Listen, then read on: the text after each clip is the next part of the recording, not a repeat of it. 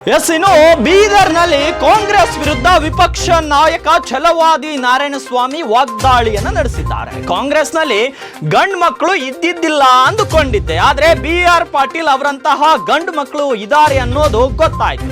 ಕಾಂಗ್ರೆಸ್ನ ಭ್ರಷ್ಟರು ಅವರ ವಿರುದ್ಧ ತಿರುಗಿ ಬಿದ್ದಿದ್ದಾರೆ. ಸತ್ಯ ಮಾತನಾಡುವವರಿಗೆ ಕಾಂಗ್ರೆಸ್ನಲ್ಲಿ ಜಾಗವಿಲ್ಲ. ಮುಖ್ಯಮಂತ್ರಿಗಳೇ ಭ್ರಷ್ಟಾಚಾರದ ಪಾಲುದಾರರಾಗಿದ್ದಾರೆ. BR ಪಾಟೀಲ್ ಅವರನ್ನ ಅಭಿನಂದಿಸುತ್ತೇನೆ.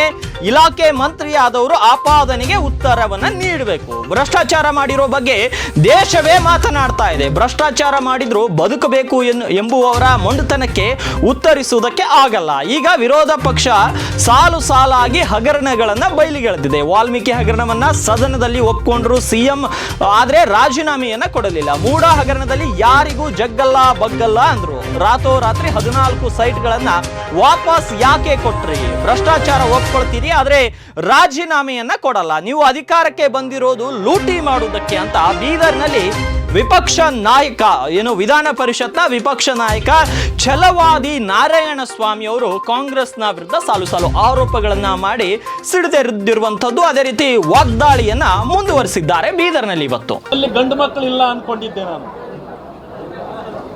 BR ಪಾಟೀಲ್ ಅಂತ ಗಂಡು ಮಕ್ಕಳು ಇದ್ದಾರೆ ಅಂತ ನನಗೂ ಗೊತ್ತಾಯ್ತು. ಅವರು ಸತ್ಯ ಮಾತಾಡಿದ್ದೇನೆ, ಇದನ್ನು ಎಲ್ಲಿ ಬೇಕಾದರೂ ಹೇಳ್ತೇನೆ, ಮುಖ್ಯಮಂತ್ರಿಗಳಿಗೂ ಮನವರಿಕೆ ಮಾಡಿಕೊಡ್ತೇನೆ ಅಂತ ಹೇಳಿದ್ದಾರೆ. ಈಗ ಅನೇಕ ಭ್ರಷ್ಟರು, ಕಾಂಗ್ರೆಸ್ಸಿನ ಭ್ರಷ್ಟರು ಅವರ ವಿರುದ್ಧ ತಿರುಗಿ ಬಿದ್ದಿದ್ದಾರೆ. ಅಂದರೆ ಸತ್ಯ ಮಾತಾಡೋರಿಗೆ ಕಾಂಗ್ರೆಸ್ನಲ್ಲಿ ಜಾಗ ಇಲ್ಲ ಅನ್ನೋದು ಈಗ ಸಾಬೀತಾಗಿದೆ. ಅವರು ಎಲ್ಲಿ ಏನು ಭ್ರಷ್ಟಾಚಾರ ನಡೀತದೆ ಅನ್ನೋದನ್ನು ಮೊದಲು ಮುಖ್ಯಮಂತ್ರಿಗಳಿಗೂ ತಿಳಿಸಿದ್ದಾರೆ. ಇದು ಮೊದಲನೇದೇನು ಅಲ್ಲ ಅವರು. ಆದರೆ ಅದರ ಬಗ್ಗೆ ಅವರು ಗಮನ ಕೊಡಲಿಲ್ಲ. ಯಾಕಂತಂದರೆ ಮುಖ್ಯಮಂತ್ರಿಗಳೇ ಭ್ರಷ್ಟಾಚಾರದ ಪಾಲುದಾರರು ಇದ್ದಾರೆ. ಈಗ ಆ ಕಾರಣದಿಂದ ಅವ್ರಿಗೆ ಹೇಳಿದರೂ ಪ್ರಯೋಜನ ಇಲ್ಲ ಅಂತೇಳಿ ನೇರವಾಗಿ ನಿಮ್ಮ ಮೀಡಿಯಾ ಮುಂದೆ ಹೇಳಿದ್ದಾರೆ. ಅದರಿಂದ ನಾನು ಅವರನ್ನು ಅಭಿನಂದಿಸ್ತೇನೆ. ಅವರೇನಾದರೂ ಅದಕ್ಕೆ ಅವರು ಮಂತ್ರಿ ಅಲ್ಲದೆ ಇದ್ದರೆ ಅವ್ರ ಹೆಸರು ಹೇಳೋದು ಬೇಕಾಗಿಲ್ಲ. ಯಾರು ಅದರ ಮಂತ್ರಿ ಆಗಿರ್ತಾರೋ ಅವರು ಅದರ ಇದನ್ನು ಅಪಾದನೆಗೆ ಅವರು ಉತ್ತರ ಕೊಡಬೇಕು, ಅವರೇ ಅದನ್ನು ಒಪ್ಕೊಳ್ಬೇಕು.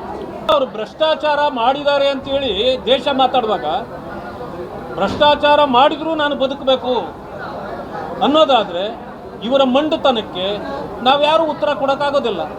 ಈಗ ವಿರೋಧ ಪಕ್ಷದವರು ಎಷ್ಟು ಭ್ರಷ್ಟಾಚಾರ ಹಗರಣಗಳನ್ನು ಹೊರಗೆ ತಂದರೂ ಕೂಡ ವಾಲ್ಮೀಕಿ ನಿಗಮದಲ್ಲಿ 187 ಕೋಟಿ ನುಂಗಿದ್ರು ನಾವು ಹೇಳಿದ್ವಿ.